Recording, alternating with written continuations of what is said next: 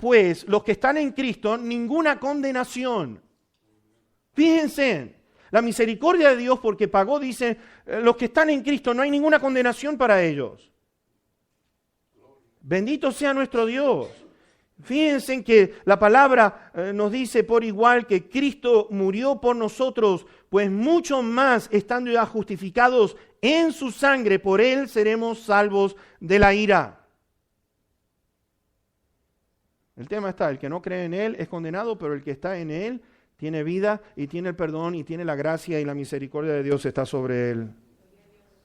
Entonces hay algo que tenemos que entender lo siguiente, no podemos decir que Dios es injusto. Porque hay personas que dicen, bueno, si Dios es amor, ¿cómo puede ser que Dios invente el infierno? ¿Cómo se atreven ustedes los cristianos a hablar de infierno? Si Dios es amor, entonces Dios no es amor. Pero mis hermanos, porque Dios es amor, tenemos que entender una cosa. Todos aquellos que hay leyes que Dios ha establecido. Y Dios dice en su palabra lo que podemos y no podemos hacer. Y todo aquello que va en contra de la voluntad de Dios, mis hermanos, estamos yendo en contra de la autoridad suprema del universo entero.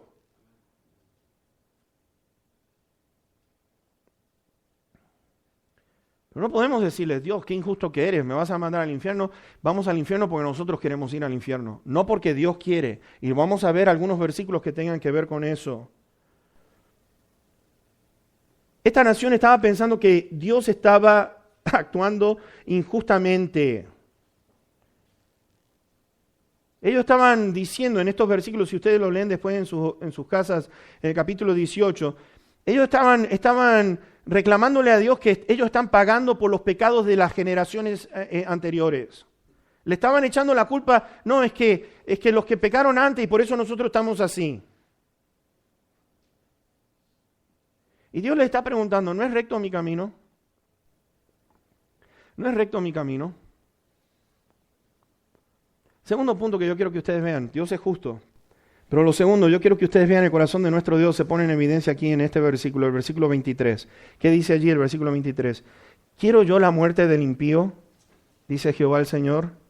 ¿No vivirá si se apartare de sus caminos? Ven esto, Dios no quiere la muerte del pecador. Dios no quiere la muerte del pecador. Dios está proponiendo lo siguiente, si el pecador vivirá si se aparta de sus malos caminos. Dios no se complace. Hay veces que algunos miran a Dios como que vas al infierno y allá vas. Y piensan que Él se está matando de la risa con eso. Te voy a decir que Dios no se mata de la risa y te voy a decir por qué. Cuando Él está mirando a su Hijo Jesucristo clavado en la cruz del Calvario, no se está riendo de su Hijo por las consecuencias de nuestro pecado. Está mirando la gravedad del pecado cuando ve a Cristo, su Hijo, clavado en aquella cruz. Mis hermanos, no es cuestión de risa, es una cuestión de algo bien serio. Dios quiere que todos los hombres sean salvos y que vengan al conocimiento de la verdad. Esa es la parte central de lo que Dios quiere decirnos. Dios no quiere que la humanidad siga en pecado. Lo vemos vez tras vez en lo que está diciendo Dios. Dejen sus malos caminos. ¿Sabes por qué? Porque Él aborrece el pecado. Él mira las consecuencias del pecado. Él está mirando lo que hace el pecado en nuestras vidas, mis hermanos. Él aborrece las consecuencias que trae el pecado. La ira de Dios se manifiesta sobre aquellos a los cuales detienen, dice allí en Romanos 1, aquellos que detienen con injusticia la verdad de Dios. ¿Y sabes lo que dice allí? Aquellos que desean vivir en pecado, ¿qué es lo que hace Dios? Dice Dios, los entrega a los deseos inmundos de sus corazones y mentes reprobadas. Esto es lo que tú quieres, es entregado a eso. Pero hay una cosa, vamos a sufrir las consecuencias cuando llegue el momento. La palabra de Dios nos dice en Juan 3 que el ser humano no quiere venir a la luz de la verdad porque no quiere que sus obras sean reprendidas por Dios. Señor, no te entrometas, me gusta lo que estoy haciendo y Dios está diciendo vas por mal camino. El libro de Proverbios dice, hay caminos que al hombre le parecen derechos, pero el fin de ellos es la muerte. Y aún así, ¿saben lo que noto? Aún así, a pesar de que el ser humano se quiere alejar de Dios, lo vemos a Dios que no quiere bajar los brazos. Dios no se rinde, Dios no tira la toalla y dice, bueno, si eso es lo que quieren, que sigan adelante. No, es este Dios buscando al pecador, es este Dios tratando de iluminarlo, es este Dios que persiste en advertirle del juicio, que está pendiente. ¿Sabes qué? Hay algo especial en nosotros que yo quiero que puedas entender. ¿Por qué es que Dios está tan interesado en nosotros? Tenemos que entender que allí en Génesis, el capítulo 1 nos dice que nos ha hecho a su imagen y su semejanza. Mis hermanos, sobre todo lo que hay creado, piensa en esto. No hay algo en el universo entero que se pueda comparar con el ser humano, porque es el ser humano únicamente que está creado a la imagen y semejanza de Dios. ¿Cómo puede este granito de arena ser tan importante ante los ojos de Dios? ¿Cómo puede ser, mis hermanos? Pensemos en esto, en lo vasto que es este universo tan impresionante. Y dentro de ese universo increíble hay un puntito que se llama el planeta Tierra. Y dentro de ese puntito estamos nosotros. Y Dios está interesado en lo que sucede en este puntito de arena en el universo. ¡Qué bárbaro que es nuestro Dios!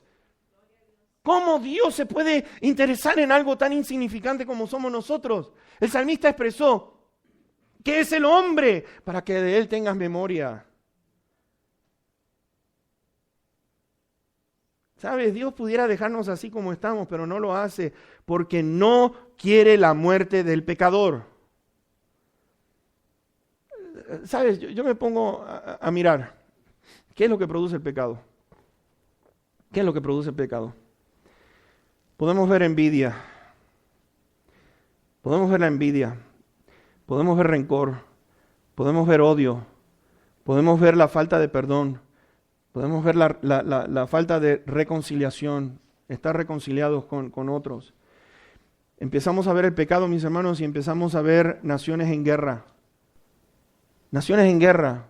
Empezamos a ver asesinatos, empezamos a ver crímenes, empezamos a ver robos, empezamos a ver lo que es estafar, cómo podemos estafar a otros.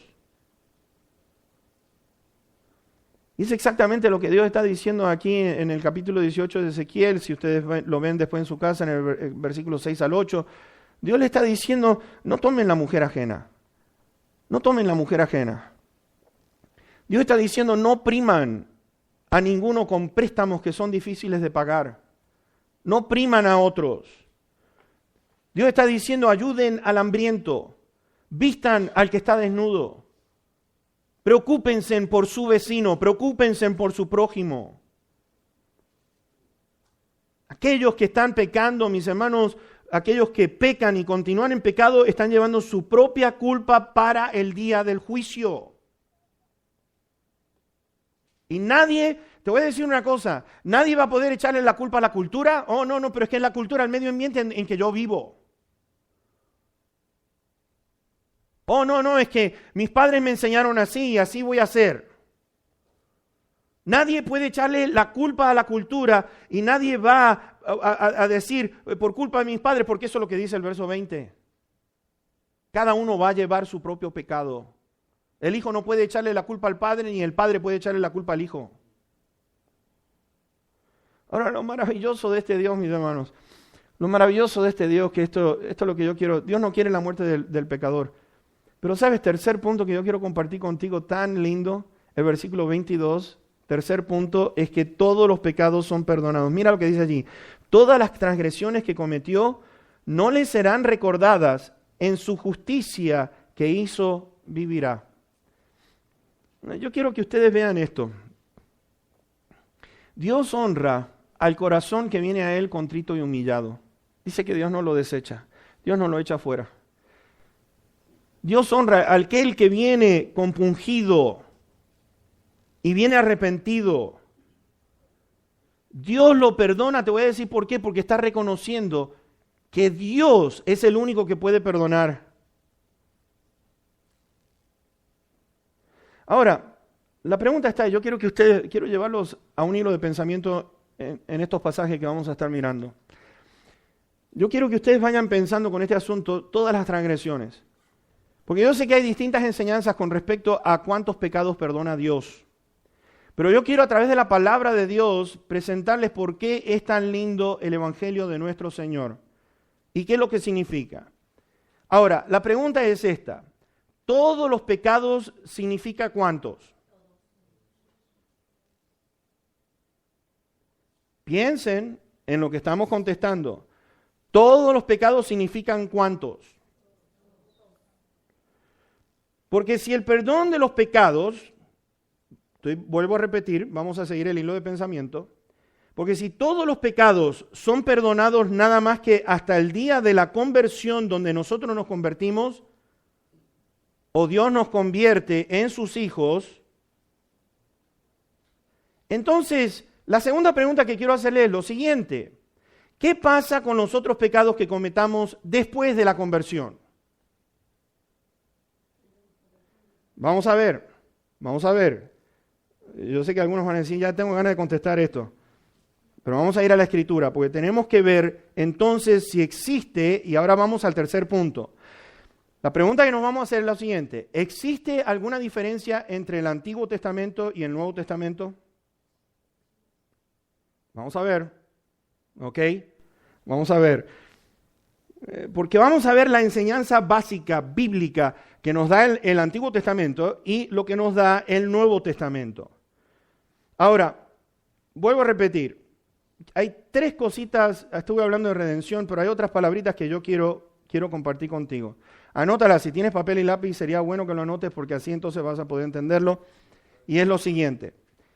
Tres palabras que vamos a ver en estos pasajes que vamos a mirar. Número 1, expiación. ¿Qué quiere decir expiación? Oye, aquellos que son espías, no tiene nada que ver con eso. Expiación quiere decir esto, sacrificio o sufrir un castigo por un delito que se ha cometido.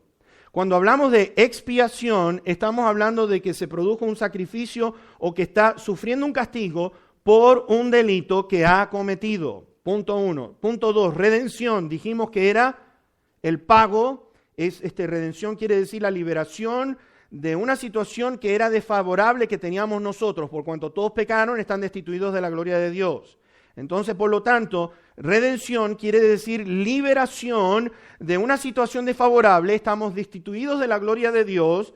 Ese punto desfavorable que teníamos, hemos sido redimidos. Tercera palabra, redimir. Conseguir la libertad o sacar a alguien de una situación desfavorable pagando un precio. Ahora, vamos a ir a la enseñanza del Antiguo Testamento. ¿Hay alguna diferencia entre el Antiguo Testamento y el Nuevo Testamento?